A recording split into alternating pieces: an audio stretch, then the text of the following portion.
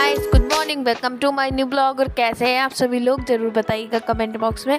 Mummy आज ढेर सारे कपड़ों की डेली की तरह कर रही है धुलाई। नानू ने आज ढेर सारे कपड़े फैलाए थे। इसके 2-3 दिन के कपड़े इसने एक जगह घुसेड़ के रख दिए थे, जिसको आज निकाले तो बहुत सारे कपड़े हो गए थे। और पापा के भी बहुत सारे कपड़े हो गए थे जिनको मम्मी ने धुला। अंदर की बेडशीट भी बहुत ही ज़्यादा गंदी हो गई थी, जिसकी मम्मी ने धुलाई की। और जब मम्मी को कहीं जाना होता है ना, उस दिन मम्मी ज़्यादा ही धुलाई कर लेती है। जैसे कि आज मम्मी को चित्रकूट जाना था, और हमारे यहाँ जो मंदिर है ना, वहाँ पर बन रहे थे 51,000 भगवान भोलेनाथ जी की मूर्तियाँ। तो वहाँ भी मम्मी को जाना था बनवाने।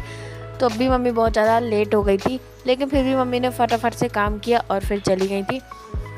उसके बाद मम्मी ने पीछे पूरे ढेर सारे जितने भी कपड़े थे वो सारे के सारे फैला दिए। बहुत सारे कपड़े हो गए थे, दिख ही रहे हैं आपको। मतलब हो ही जाते हैं कपड़े 2-3 दिन के, पापा के भी हो जाते हैं ना काफ़ी ज़्यादा। तो इस वजह से सारे कपड़े मम्मी ने पीछे डाल दिए। और मम्मी मम्मी कल भी गई थी, तो कल की साड़ी और एक कल की जो कल पहनी थी वो, और जो कल पहन के गई थी वो, 2 साड़ियाँ हो गई थी। तो वो साड़ी मम्मी ने धुल के डाली। और ये वाली साड़ी है, इसका हल्का हल्का सा कलर निकल रहा था, तो डर लग रहा था कहीं किसी कपड़े में न लग जाए, लेकिन नहीं लगा। इस बात का आराम था और कपड़े सूख गए। इसके बाद मैंने कर दी यहाँ आंगन में भी धुलाई अच्छे तरीके से। डेली का डेली धुलना ही पड़ता, नहीं तो ये वाला आंगन फिर साफ़ नहीं होता और धूल भी रह जाती है थोड़ी बहुत। तो इस वजह से यहाँ भी अच्छी तरीके से धुल दिया है। और अब लगा देंगे वाइपर। मम्मी नहाने चली गई थी और उनके सारे मतलब बर्तन कपड़े वगैरह सब कुछ धुल गए थे, तो सब पीछे डाले भी है, सूख जाएंगे। बर्तन नहीं, सिर्फ कपड़े। बर्तनों को नहीं सुखाना पड़ता, उनको सीधे जाकर के किचन में लगा देना पड़ता है, तो वो भी सूख जाते हैं अच्छी तरीके से। और बस आंगन बस को सुखाना पड़ता है थोड़ा बहुत। और आज है अमावस्या, तो मम्मी पापा चित्रकूट भी जाते हैं, आप लोगों को पता ही है।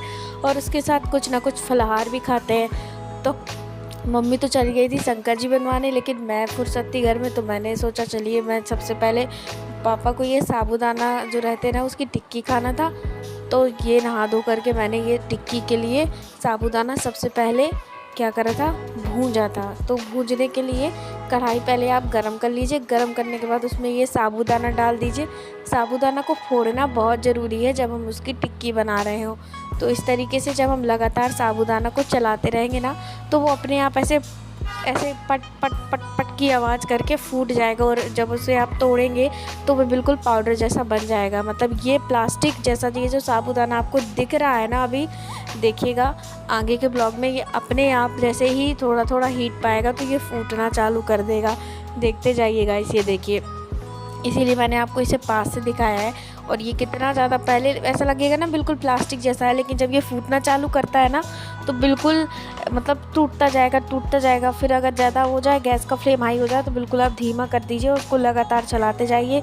तो जो थोड़े बहुत बचेंगे भी, वो भी फूट करके बढ़िया अच्छी तरीके से बन जाएंगे। और हर एक साबूदाना फूट जाएगा, जिससे कि उसका पाउडर बनाने में बहुत आसानी होगी। तो ये बहुत ही अच्छा है। मतलब जब हम कोई भी फलाहार करते हैं ना, तो इस तरीके से साबूदाना का पाउडर बनाने से हमें बहुत सी सुविधाएं हो जाती हैं। हम इसका कुछ भी बना सकते हैं। मतलब खड़ा साबूदाना है तो सिर्फ उससे खिचड़ी बना सकते हैं या बड़े बना सकते हैं, लेकिन इस तरीके से पाउडर बन जाता है तो इसकी पूड़ी टिक्की कुछ भी हम बना सकते हैं। और बहुत ही सारी चीज़ें इससे बन के तैयार हो जाती है। तो बस अब इसको देखिए, सारे के सारे फूट गए थे। थोड़ी सी कढ़ाई लाल भी हो सकती है, तो उसमें परेशान मत होइए। आप गैस का फ्लेम बिल्कुल स्लो कर देंगी ना, तो बिल्कुल भी दिक्कत नहीं होगी। और इस तरीके से हर एक साबूदाना का दाना फूट जाएगा। इसलिए मैंने एक भी पॉइंट मिस नहीं किया, क्योंकि उस वाले ब्लॉग में मैंने नहीं दिखाया था कि साबूदाना कैसे फोड़ा है। इसलिए मैंने इस वाले ब्लॉग में बहुत अच्छे से आपको दिखाया है। अगर मुझे कोई साबूदाना ऐसा लग रहा था कि फूटा नहीं है, तो मैं उसे इस झरिये की हेल्प से दबा देती थी, तो तुरंत वो ऐसे फूल जाता था अंदर से। जैसे कि हम चना वगैरह, लाई वगैरह, जब लाई बनती है तो चावल ऐसे भूजा जाता है ना बाहर में, मतलब मिट्टी बालू के ऊपर या क्रैक्स वगैरह, उसी तरीके से साबूदाना को भी भूंज लेना है, तो वो भी बढ़िया, बहुत बढ़िया बन के तैयार हो जाएगा। तो बस अब इसको बढ़िया ऐसे ही हो गया है, तो अब इसको एक प्लेट में निकाल के रख देंगे। और प्लेट में निकालने के बाद इसको ठंडा होने के लिए छोड़ देंगे। मतलब ऐसा भी नहीं कि बिल्कुल ठंडा हो जाए, हल्का हल्का सा गर्म रहा भी है तो चल जाएगा। इसके बाद आप इसे मिक्सी में पीस लीजिए, मिक्सी नहीं है तो आप सिलबट्टे में भी पीस लीजिए और चल्ली से चाल लीजिए तो बढ़िया महीन सा पाउडर निकल आएगा। और अगर मिक्सी है तो फिर कोई दिक्कत ही नहीं, अब तुरंत पिस जाएगा। तो ये देखिए मैंने यहाँ पर ऐसा कुछ पाउडर बना के तैयार किया और मैं हाथ से भी लेकर के दिखाती हूँ, बिल्कुल ऐसे पाउडर सा लगेगा आपको एकदम।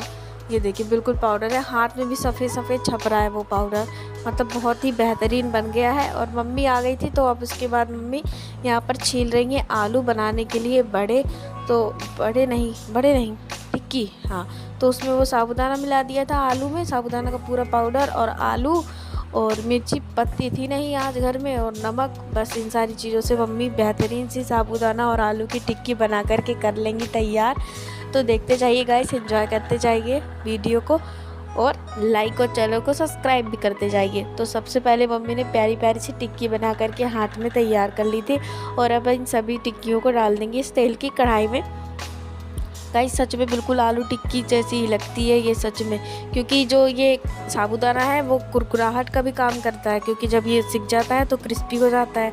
तो अगर इसमें आप नहीं है आपके घर में अरारोट वगैरह टिक्की बनाने के लिए तो आप इसमें यही साबूदाना का आटा डाल लीजिए और घर बाज़ार से मटर ले आइए, मस्त आलू टिक्की और मटर वाली चाट बन के तैयार हो जाएगी, वो भी साबूदाना से। देखिए कितना दिमाग लगाती हूँ ना मैं, मेरा दिमाग नहीं है एक भी, सब मम्मी का दिमाग है, मैंने एक भी दिमाग नहीं लगाया इसमें, सिर्फ नकल मारी है मम्मी के आइडिया से।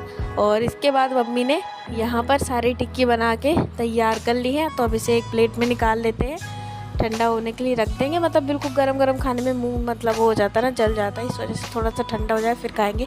और इसके साथ आप चाहे तो कोई भी चटनी बना सकते हैं, जैसे व्रत में हम लोग कोई भी चटनी नहीं खाते, मतलब व्रत में है एक तरीके से तो कोई भी चटनी का यूज़ नहीं करते, क्योंकि 10 तरीके की चीज़ें नहीं खानी चाहिए, एक सिंपल चीज़ खानी चाहिए, तो चटनी तो नहीं बनाते। लेकिन हाँ अगर ऐसे नहीं है, अगर आपको ऐसे खाना है तो आप इमली की चटनी, अमचूर की चटनी, दही की चटनी, और नहीं है तो फिर उसकी टमाटर की चटनी, हरी चटनी, किसी के साथ भी आप इसे खा सकते हैं, सबके साथ खाने में बहुत अच्छी लगेगी। और नहीं खाना है तो ये घर में जो सिंपल सॉस रहते हैं उन्हीं के साथ आप इनको खा सकते हैं। तो यहाँ पर पूरे नमकीन वाले साबूदाने की टिक्की बनके तैयार है। और मम्मी को मालपुआ भी बनाना था, क्योंकि आज लास्ट है मलमास का दिन, तो मम्मी सोच रही थी भगवान जी को मालपुआ का भी भोग लगा दे। तो ये जो कटोरे में आप देख रहे हैं ना, इसमें पता क्या है, इसमें है सूजी और आटा और थोड़े से मसाले जो कि मम्मी ने पीस के डाले थे। उसमें काजू था, बादाम था, थोड़ा सा किशमिश नहीं डाली थी, चिरौंजी थी और इलायची थी, ये सारी चीज़ें पीस के मम्मी ने डाल दी थी।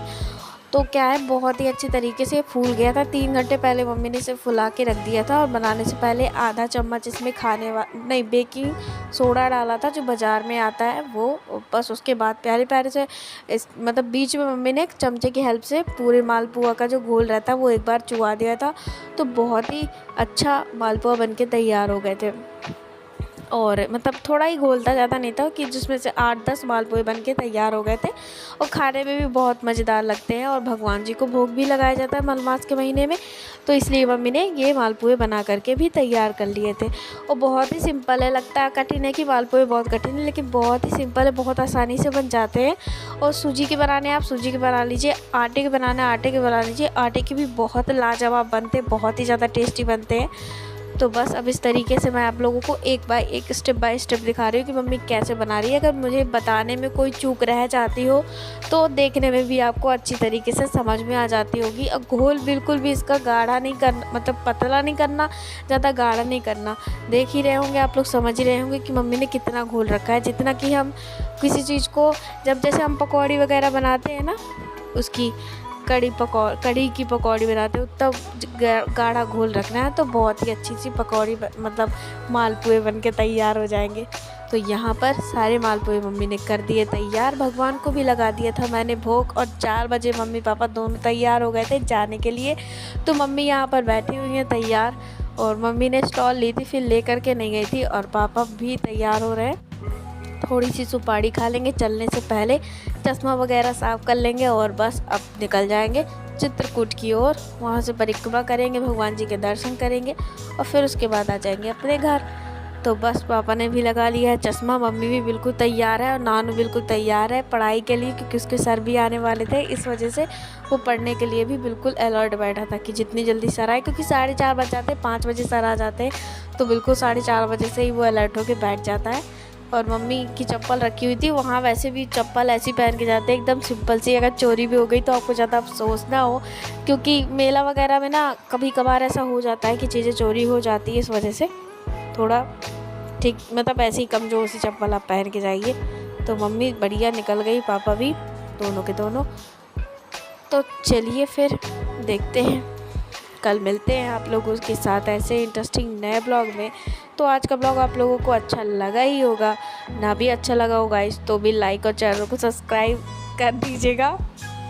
अगर आप चैनल में नए हो तो सब्सक्राइब ज़रूर से ज़रूर कर दीजिएगा, और वीडियो में एक प्यारी प्यारी सी कमेंट भी डाल दीजिएगा।